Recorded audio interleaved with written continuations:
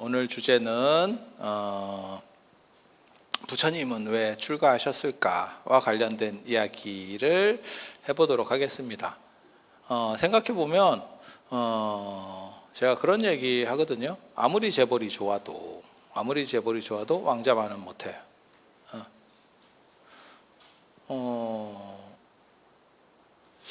이재룡 씨보다 만수르가 좋은 것 같은데?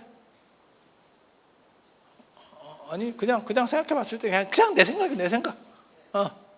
만수르 구단도 사고 유럽의 구단도 사고 진짜 부자들은 그 축구 구단을 사요. 구단주가 돼요.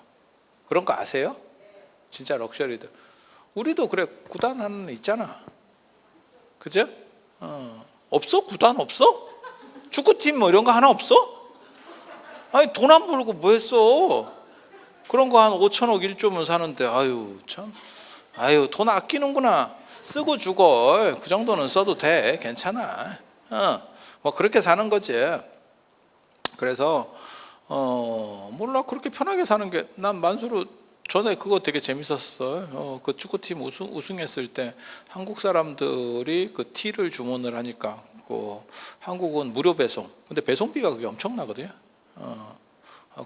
누가 올렸대잖아. 왜 한국만 무료 배송이에요? 그랬더니 그냥 럭셔리해. 나봐. 1000명 오면 내가 모든 사람에게 커피 쿠폰 이랬다가 이건 아닌갑다 이렇게 좀 없어 보이잖아. 지르려고 잠깐 생각했지만 1000명이면 아니야. 오버하지 말자. 이렇게. 그래서 뭐 그런 거죠. 그래서 부처님 같은 경우는 요즘으로 말하면 금수저, 은수저, 다이아몬드 수저 뭐 이렇게 가는 거죠. 플래티늄 수저 뭐 이렇게 그런 조건에서 도대체 뭐가 문제가 있었기에 출가를 했을까? 이거는 시사하는 바가 굉장히 커요. 만약에 물질적인 것들이 모두 해결될 수 있는 거라면, 사람을 모두 해결할 수 있다면 그러면 출가하지 않는 게 낫지. 그런데 해결되지 못하는 어떤 고통이나 번민이 있었다는 이야기거든요. 그리고 여러분들도 그 정도 조건이 되는 분들이기 때문에 그 공감대가 있잖아. 우리가 만수르도 고민이 있을 거야. 마누라도 많고 뭐 이래도 고민이 있을 거야. 내가 너무 마누라를 빨리 결정했구나. 뭐 이런 고민도 있을 거고. 나름의 뭔가 있지 않겠어요? 그러니까 재벌들이 어떻게 보면 한국 사람들의 이런 평균 수명보다도 더 일찍 죽고, 신격호 회장님은 굉장히 오래 사셨지만 사실은 뭐 이건희 회장님이나 다른 분들 보면 그렇게 감동적으로 오래 사시는 것 같지는 않다라는 생각을 하거든요. 저 정주영 회장님이나 뭐 이런 분들은 하루 수명을 늘리는데 1억씩 써라라고 해도 어떻게 보면 그 기스도 안 나요. 그런 분들 그냥 그런 분들이 가지고 있는 자산의 이자 정도만 갖고도 그 정도는 다 때웁니다. 그래서 제가 그런 얘기 옛날에 했잖아. 대머리는 불치병이라는 걸 내가 전두환 대통령 때 한번 알아봤고, 그 뒤에 고르바초프가 머리가 안 나는 거 보니까 알아봤고, 그 당시 소련 서기장이면 엄청난 겁니다. 지금 러시아 푸틴보다 훨씬 센 거예요. 냉전 시대였잖아. 그리고 지금도 안 되는구나 라는 거를 제프 베이조스가 나랑 헤어스타일이 똑같거든. 그런 사람은 아마 머리카락 하나에 1억씩 심어도 기스도 안 나. 재산에 기스도 안 나. 이거. 그런데도 불구하고 그러니까 이런 얘기하면 누가 그러더라고. 이식하면 되죠. 야, 원천이 없다니까. 원천이 없다고. 뭘 있어야, 딴 쪽에 있어야 이식을 하지. 겨드랑이 털 이식해야 돼. 안 그러면 거기 털 이식하든지. 그럼 머리가 곱슬이 되는데. 아니면 다리털 뽑아서 이식할까? 눈썹 뽑을까? 눈썹 씨. 그래서 그런 사람은 진짜 한 가닥에, 내가 전에 얘기했잖아. 제프 베이조스 진짜 멋있는 사람, 내가 이렇게 생각한 게 마누라랑 이혼하는데 이혼하고 나니까 마누라가 50조 부자가 돼가지고 이혼만 했을 뿐인데 마누라 이혼할 때 50조를 주는 사람이 자기 머리털 박는데 1조가 아깝겠어? 아니 그렇게 생각을 해봐. 이건 내 거잖아. 그런데도 불구하고 안 되잖아. 왜 그 사람이 계속 밀겠어? 그 사람 뭐 아버지가 기밀이야?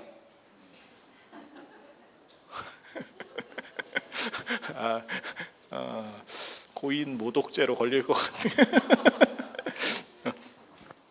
그래서 이게 불치병이구나 이런 생각을 하는데, 그러니까 돈으로도 안 되는 게 있다, 지금 그 얘기를 하려고 하는 거예요. 그리고 재벌도 나름의 고민이 있을 거고, 우리도 그런 고민이 다 알고 있잖아. 우리도 뭐 재벌급들은 어느 정도는 되니까 공감대가 있잖아. 여러분 고민 있죠? 이게 재벌의 고민이야. 그래서 부처님도 그런 고민을 하신 거고, 그런 고민들. 그래서 출가라고 하는 게 다른 게 아니에요. 자유와 행복을 찾아서. 그래서 지금 젊은 사람들이 어떻게 보면 잘 맞는 것 같아요.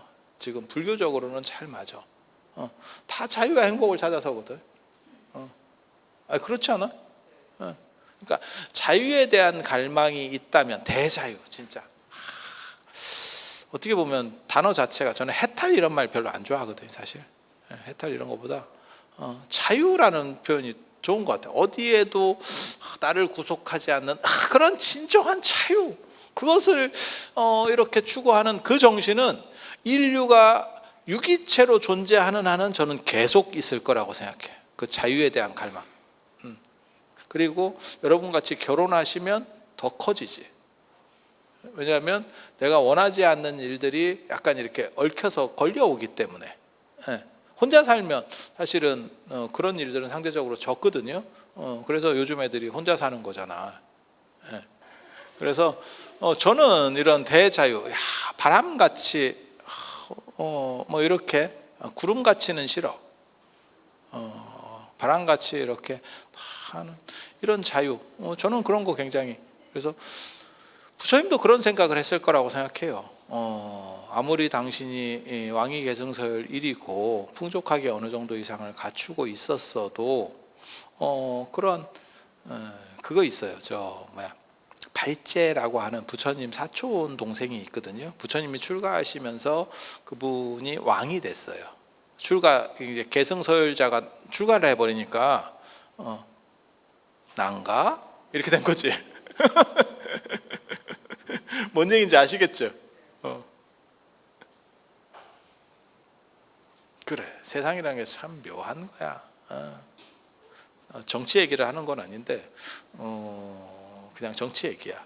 정치 얘기를 하는 건 아닌데, 사실 그분들이 다 크게 실족을 안 했으면 전에 서울시장 하시던 박원순 시장님이나 안 그러면 안희정 씨라든지 이런 분들이 어떻게 보면 다 대선 후보로 나와서 지금 박터지게 싸웠을 수도 있는데, 다 실족을 해서 사라지니까. 우리 또 경기도 도지사 맞나요? 그렇게 하시던 분이 지금은 난가? 원래는 박터지게 싸워야 되는데 싸울 사람이 없었지. 그렇게 된 거지. 그래서 그 발제가 석가족의 왕을 했어요. 왕을 했어, 라자를 했어. 그런데 부처님이 귀성, 이제 석가족 나라로 돌아가셨다가, 갔다는 얘기가 아니고 깨달음을 얻고 돌아가셨다고, 되돌아가셨다고. 그때 발제가 출가를 합니다. 출가를 해. 왕인 상황에서 출가를 해. 그래서 증일암경의 제자품에 보면 내 제자들 중에서 신분이 가장 높은 사람은 발제다, 이런 얘기를 하거든요. 그러니까 왕이었다 출가하니까 되게 재밌잖아. 근데 왜 왕이었다가 출가를 하냐면, 왕이라도 이미 다 가졌지만 가진 자의 허함이라는 게 있어요. 물론 여러분은 그걸 느끼기 좀 어려울 수도 있어. 1등의 고독. 1등 해봤어? 1등 고독이 있어. 1등의 고독이 있어. 제가 큰 스님들도 제가 이렇게 뵈면 그런 거 있거든요. 큰 스님들이 약간 쓸쓸해. 가오가 무너지니까 이렇게 좀 약한 말을 못 하는 거고, 밑에 사람한테 못 하는 거고, 이렇게 그런 것들이 있어요. 옆에서 보고 있으면. 그래서 그게 이제 올라간 사람의 고독이라고 하는 거예요. 정상에 어느 정도 이쪽에 올라갈수록 더 주변이 없지. 그리고 바람은 더 세게 불고. 인생이라는 게 다 그렇거든. 그래서 발제가 결국은 출가를 했고, 나중에 깨달음을 얻어. 깨달음 아라한이 돼서 즐겁다 이런 탄식을 합니다. 자기가 독백. 그랬더니 인도 부처님 제자들 특징이 뭐냐면 진짜 잘 꼬발라요. 우리식으로 말하면 약간 여자 스타일이야. 자꾸 이렇게 말 옮기고 이런 거 되게 잘합니다. 그게 제가 보기에는 인도 사람들이 술을 안 먹어서 술을 안 먹으면 이렇게 말이 많다는 거거든. 그래, 나 술 못 먹잖아. 말해야 되니까. 그리고 잔소리 많은 사람들 이렇게 보면 술을 안 먹는 사람들, 예전에는 그랬었어요. 지금은 술 안 먹고 말 재밌게 하는 사람이 오히려 인기가 있고, 예전에는 그랬었잖아요. 여러분 바깥 어른 정도 연세면 그런 거 많이 있었잖아요. 그죠? 야, 그 시절에 진짜 경상도 남자 그 무뚝뚝한 사람하고 어떻게 사는가 모르겠다. 그냥 목부라고 사는 색이지. 말도 지독질이 안 하던 사람 얘기 알아? 이런 얘기 하면 안 되는데 또 시간 너무 많이 가서. 그래서 마누라하고도 그렇게 말을 안 한대. 과묵하대. 경상도 사람이어서. 그렇게 해서 나중에 그 사람이 전화가 한 통 왔대. 3년 동안 외국 파견 나가게 됐다고. 그리고 가버리더래. 야이씨, 말을 안 해도 그렇게까지 말을. 근데 그 사람은 계속 그렇게 살아가지고 문제를 못 느낀대. 그래서 그렇게 사는 것도 재미인가? 결혼해서 사는데 혼자 사는 듯한 느낌일 거야. 존재는 하는데 존재하지 않는 것 같은. 이거 재밌어. 그래서 발제가 그 얘기를 하니까 부처님한테 꼬발랐어요. 사람들이, 다른 제자들이. 제가 아마 왕이었던 시절에 뭐 쾌락을 생각하는 것 같아. 명상은 안 하고 저놈이라고 또 썩썩했죠. 그랬더니 부처님께서 발제를 불렀어요. 야, 이리 와봐라. 그리고 딱 왔더니 네가 그렇게 행복하다고 말했니? 이러니까 부처님이 서울 사람이네. 네가 그렇게 행복하다고 말했니? 인도 사람인데 서울 말을 쓰네. 그랬더니 발제가 이렇게 한 거야. 혈연적으로는 사촌 동생인 거예요 지금. 그랬더니 왜 그랬니? 이렇게 물어봐요. 그랬더니 내가 왕이었을 시절에는 업무도 많았고, 그리고 누군가 나를 제낄지 모른다는 불안감이 있었다. 나를 위해를 가할지 모른다는 불안감이 있었다. 그래서 내가 계속 불안했는데 출가하고 나니까 그런 불안감으로부터 전부 해방되었기 때문에 나는 행복하다라고 말했다. 가진 게 없으니 두려울 것도 없고 누가 나에게 위해를 끼칠 것도 없다. 이런 얘기를 하는 거예요. 그게 이제 놓은 사람의 행복이라고 하는 거거든. 근데 이거 처음부터 하시면 절대 안 돼. 왜? 그건 가졌다가 놓아야지. 가진 것도 없는 사람이 놓는 것부터 하면 쩌리에서 쩌쩌리로 가는 거야. 이게 비굴 모드야, 비굴 모드. 그래서 이게 시사하는 바는 굉장히 커요. 저들도 스트레스가 있구나. 그러니까 우리 생각에는 가지면 스트레스가 없다고 생각하지만, 여러분 어렸을 때 힘들게 사시던 때보다 지금 훨씬 좋아졌지만 여러분 자녀의 스트레스는 여러분이 받던 스트레스보다 커요. 진짜. 이게 되게 재밌는 거야. 그래서 가졌다고 해서 더 스트레스가 없어지는 게 아니고, 저는 그 생각은 하거든요. 사회가 발전할수록 스트레스가 다양해져. 그리고 작은 게 더 커지는 것 같아. 그러니까 우리 어렸을 때는 못 먹고 못 살고 이러니까 먹고 사는 것만 안정적이고 괜찮으면 스트레스가 상대적으로 적었어. 근데 지금은 다 먹고 사는데 뭘 먹고 사느냐에 따라서 또 틀려, 이게. 예. 그래서 제가 뭐라고 생각하는 거냐면, 마치 눈 나쁜 사람이 라식이나 라섹 수술해갖고 눈이 밝아진 거야. 그러면 집이 더러워졌다는 걸 알게 된 거야. 그것처럼 사회가 발전할수록 스트레스의 종류가 훨씬 많아지는 것 같아요. 그 얘기는 뭐냐? 좀 못 사는 사람보다 오히려 경제소득이 높고 잘 사는 사람의 스트레스 강도가 더 높을 수도 있다는 얘기예요. 아주 못 사는 사람은 스트레스 강도가 더 높습니다. 아주 못 사는 사람은 힘들기 때문에, 경제적으로 찌들려 있기 때문에 스트레스 강도가 굉장히 강한 거고, 어느 정도 이상 된 사람들보다 조금 더 있는 사람의 스트레스 강도가 더 있다니까. 그러니까 뭐하고 똑같은 거냐면, 공부 못하는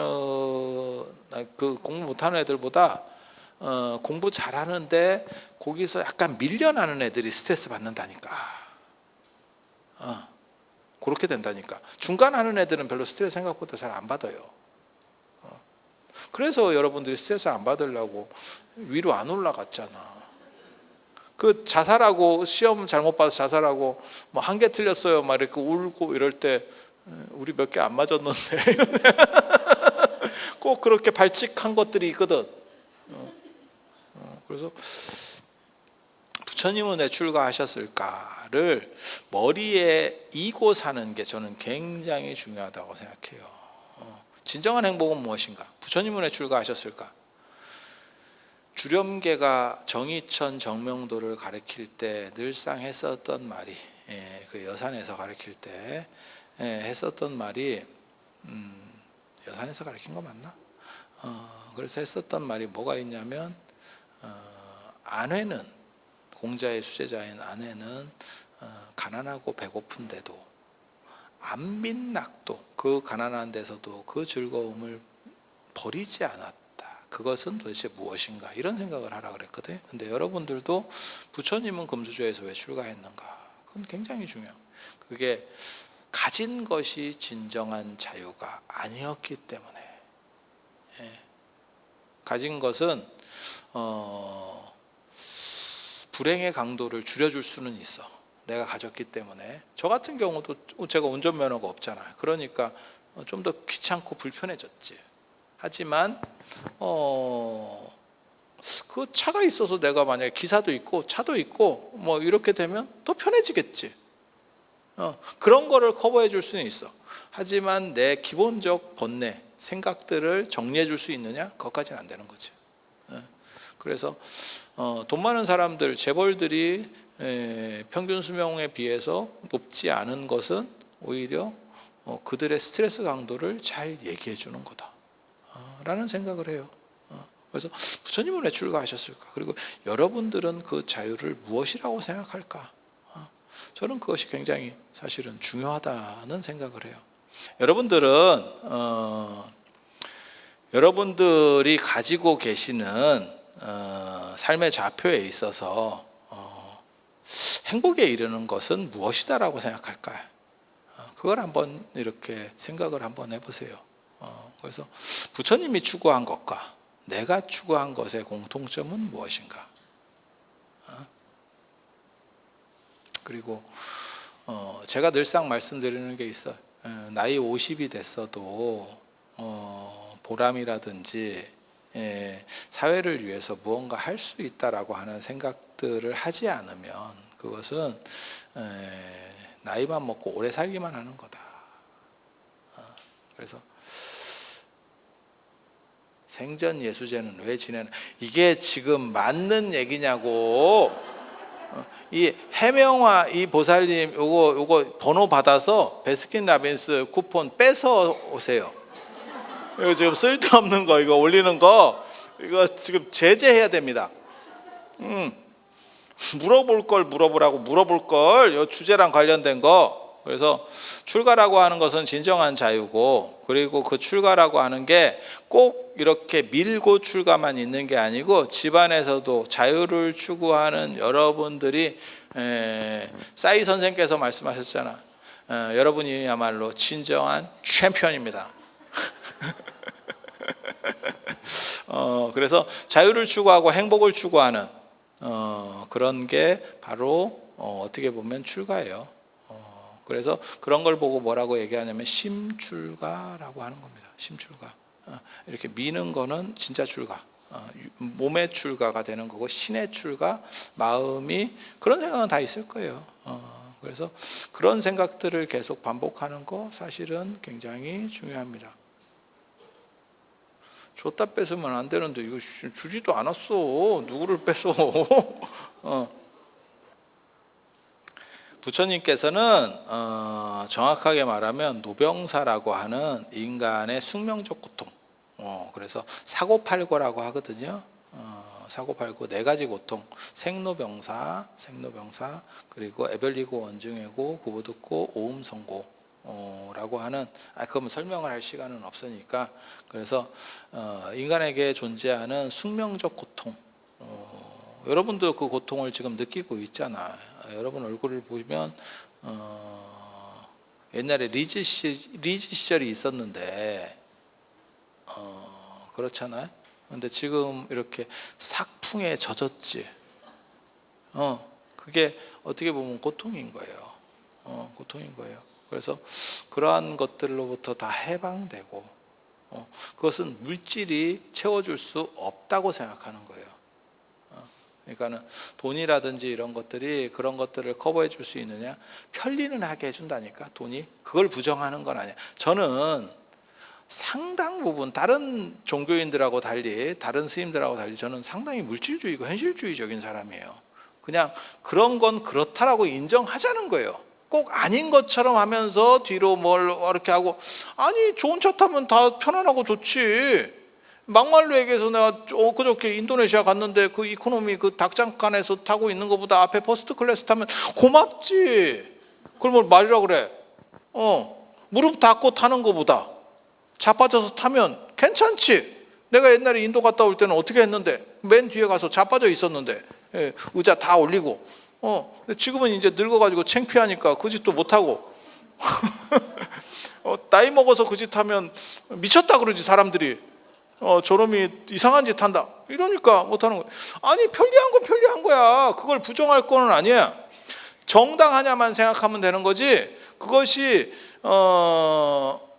그것은 잘못된 거고 꼭 힘들게 살아야 좋은 거다, 웃기고 있네, 그런 건 아니에요. 그건 부처님의 정신에서도 어긋나는 거예요.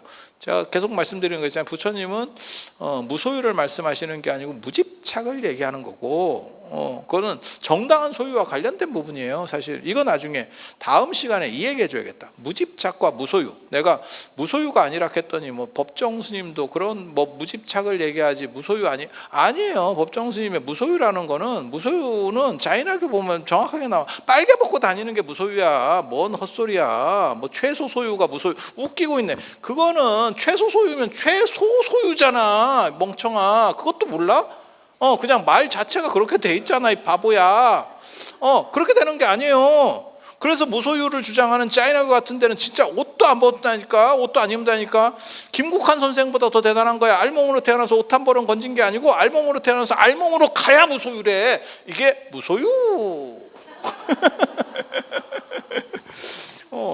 그렇게 해서 그런 거는 사실 법정 스님이 잘못 본 거 맞아요. 개념의 오류를 범한 거야. 뭔 헛소리야. 그런데 저거 뭐야, 법정 스님을 디스하느냐 이러는데, 디스하는 게 아니고 틀린 건 틀린 거야. 그게 뭐 디스야.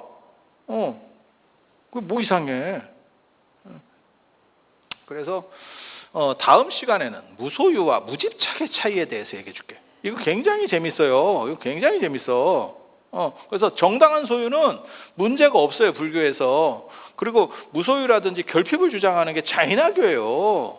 그러면 여러분이 그게 맞다라고 생각하면 벗고 댕기면 돼. 그리고 자인하교는, 우리는 삭발인데 자인하교는 털을 뽑아요. 3개월에 한 번씩. 삭발이 아니고 뽑아. 이거 뽑고 이거 뽑고, 내가 이거 뽑는지는 잘 모르겠고 이것까지는 뽑아. 그래갖고 거기 다큐에도 나와. 이거 뽑는 것보다 이거 뽑는 게 훨씬 아프대. 근데 생각해봐, 이게 아프지. 야, 이게 아프겠냐 이게 아프겠냐. 눈썹은 안 뽑더라. 눈썹은. 응. 아, 저거 박민선님, 이거 내가 이거 아이씨, 어떻게 보노? 아유, 이거 너무 빨리 올려가지고. 부처님은 왜 다른 사람들을 구제하려고 했느냐? 이건 재밌는 얘기네. 그거는 뭐냐면 사람에게는 두 가지의 속성이 있어요. 근데 나 그거 저번에 저분 하고 얘기할 때 누구 좀 잘 나가는 분이었는데 그분하고 얘기할 때 내가 그 얘기를 하더라고. 그 양반이 돈이 상당히 많은 분이거든요. 그러면서 뭐라고 얘기하냐면, 사람들은 잘 모르는데 받을 때 생기는 즐거움도 있고 줄 때 생기는 즐거움도 있다는 거예요. 여러분도 그런 걸 느꼈을 거예요. 그거는 어디서 느끼시냐면 자녀분들에게 해줄 때. 그게 이제 어머님이 짜장면이 싫다고 하셨어 라고 하는 것도 사실은 그거잖아. 나는 안 먹어도. 그래서 줄 때 행복이라는 게 사실 대승불교에서 얘기하는 거예요. 그래서 그분이 그런 얘기를 하더라고. 줄 때도 굉장히 행복한 거고, 그래서 많이도 줘봤는데, 나는 자산이 많기 때문에 많이도 줘봤는데 그런데 그것도 만족스럽지 않더라. 그것도 공허한 것이 남더라. 그래서 내가 여기까지 무슨 얘기가 나왔었냐면, 나한테 주면 그 공허함이 해결될 수도 있는데 라고 생각했지만 너무 없어 보일까 봐 그 말은 못했어요. 아, 그래요? 이렇게 근데 우리는 뭐 줄 때 행복인지 정확하게 잘 모르겠는데, 안 겪어봐서. 여러분들은 자녀분들이 있으면 그거를 경험해 보셨던 거고, 그 다음에 저 같은 경우는 뭐 자녀가 아직 있는 상황은 아니니까 앞으로는 있나? 근데 뭐 늙어서 뭐 앞으로도 있겠나 싶은 생각이 드는데, 아무튼 뭐 그렇다 치고 여러분들은 거기서 한번 겪었고, 풍족해지면 저도 누군가를 기여를 한다라고 하는 생각은 계속 하거든요. 그래서 저 같은 경우도 답사 같은 거 다니면 그런데 모이는 걸로 제가 장학금도 뭐 한 달에가 아니고 한 학기에 한 300에서 500 정도는 제가 주고요. 그런 축원비 이런 거 좀 모아가지고 이렇게 해주고 뭐 그런 것들이 있어요. 그래서 최대한 공익적인 것과 사익적인 것을 구분하려고 하면서 내 자신의 습을 들이는 연습들은 하고 있어요. 근데 그건 굉장히 중요한 것 같더라고요. 그러니까 예산을 분리시키지 않으면, 그러니까 통장들을 다 분리시켜 놓지 않으면 나중에 주려고 그러면 아까워. 처음에는 내가 그걸 모을 때는 그렇게 써야지라고 생각했는데, 한 통장에 있잖아? 그러면 주려면 아깝다. 이거 굉장히 재밌어. 그래서 그렇게 모은 돈은 통장을 분리시켜야 되더라고요. 분리시키면 그 용도로만 쓰니까 안 아까워. 이거는 맞는 것 같아. 그래서 부처님 정도가 되면 당연히 당신 문제가 해결됐으면 다른 사람과 더불어서라고 하는 부분이 존재할 수밖에 없죠. 기도를 통해서 일단 자유로워졌고, 그걸 통해서 이제 주변에 내가 가진 거에 대한 이렇게 주변에 나눠줬을 때, 그게 이제 그런 집착에서 벗어났을 때, 그때 그 행복감이 아마 제가 느끼기는 자식들한테 주는 것보다 훨씬 더 이게 되게 컸던 것 같아요. 다 분리시켜야 돼요. 제가 보기에는 전부 분리시키는 게 행복감을 얻는 데서도 굉장히 중요해요. 그러니까 자식에게 줄 거는 자식에게 주는 걸로 몫으로다가 분리를 시키는 거고, 그 다음에 뭐 기도를 해서 얼마라도 뭐 매일같이 뭐 돈 1,000원씩이라도 놓고 기도를 해서 내가 이 모이는 거는 내가 어떠한 용도로 쓰겠다라는 생각을 했으면 그것도 다 분리시켜야 돼. 아무튼 돈이라는 건 묘해서 한번 섞여 있으면 다 내 거, 이런 생각이 들어. 그래서 그때마다 자기가 생각을 할 때마다 이걸 분리시켜서 그 용도로 쓰면 사람이 집착도 줄어들고 이게 구조가 잡혀. 구조가 잡혀.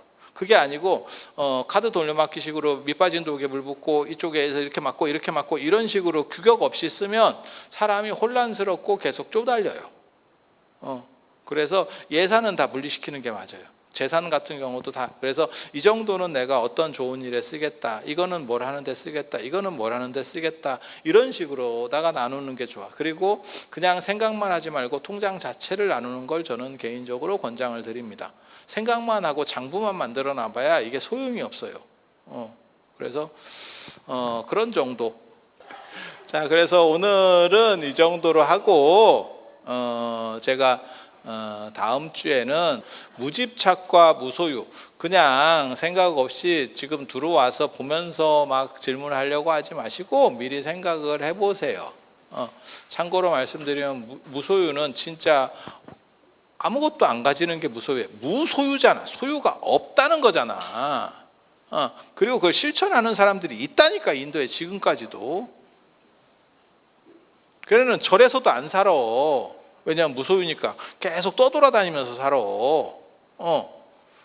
그래서 무소유가 있는 거고, 무집착은 마치 거울이 사물을 비추듯이 이걸 비췄다가 이걸 비췄다가 이걸 비췄다가 계속 바뀌어가는 거죠. 그래서 자유롭게, 이 거울 자체는 자기 영상이 없는 거지. 그러면서 그렇기 때문에 모든 것을 평등하게 비춰줄 수 있는 거야. 이게 무집착입니다. 무집착. 집착이 없는 거야. 그래서 개념이 완전히 달라요. 그래서 무집착은 정당한 소유랑 연결되는 거고, 그래서 자이나교가 불교를 맨날 비판할 때 저것들은 무엇인가를 갖는다라고 비판하는 거예요. 저것들은 소유자다 라고 비판을 하는 거야. 그래서 개념이 달라. 그리고 자꾸 쓸데없이 뭐 얘기들을 이렇게 뭐 법정 스님하고 뭐 얘기해서 하는데 그거 얘기 아니에요. 그리고 저는 이거를 전문적으로 아는 사람이에요. 법정 스님은 글을 쓰시는 분이고, 근데 거기다가 갖다 붙이면 어떡해. 막말로 얘기해서 이재룡이 삼성 회장이라도 갤럭시 원리는 연구자가 알겠지. 아니 그렇지 않아? 이재룡이 반도체 작동 원리를 알겠냐? 까놓고 얘기해서 그거는 거기 담당자가 아는 거야. 그래서 우린 박사잖아. 나 배운 사람이야. 오늘 이 정도로 하고 또 100만 안티가 생기는 거가 아닐까 싶기도 하지만 뭐 괜찮아. 뭐 평생 안티로 살았어 내가. 안티가 없었던 일이 없었어. 그래서 오늘 이 정도로 하고 다음 시간에 무소유와 무집착 얼마나 차이 나는가, 그리고 불교는 무엇을 추구했는가, 그게 중도주의랑 연결되는 아주 핵심적인 게 무집착 이론이에요. 그래서 그 얘기를 해드릴 수 있도록 하겠습니다. 자, 장시간 함께 해주셔서 감사합니다.